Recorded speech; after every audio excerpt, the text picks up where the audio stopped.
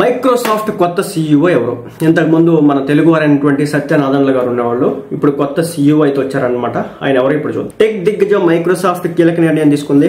Company commercial business unit కు Judson Altaf ను కొత్త చీఫ్ ఎగ్జిక్యూటివ్ ఆఫీసర్ గా నియమించడం అయితే జరిగింది. గత కొన్నేళ్లుగా మైక్రోసాఫ్ట్ క్లౌడ్ బిజినెస్ విజయవంతంగా ముందుకు నడిపించడంలో ఈయనైతే కీలక పాత్ర పోషించారనమాట. ఆయన నియామకంలో ఈ కంపెనీ వచ్చేసి ప్రపంచవ్యాప్తంగా సేల్స్ మరింత పెంచుకోవాలని చెప్పేసి టార్గెట్ అయితే పెట్టుకుంది. ఆల్తాఫ్ వచ్చేసి 2013 మార్చిలో మైక్రోసాఫ్ట్ నార్త్ అమెరికా ప్రెసిడెంట్ గా చేరారు. అప్పటి నుంచి ఆయన కంపెనీలో కీలక విక్రయ మరియు నాయకత్వ పదవులను అయితే చేయడం జరుగుతోంది. సో జడ్సన్ ఆల్తాఫ్ మైక్రోసాఫ్ట్ లో చాలా ఏళ్లుగా అనుభవం ఉంది.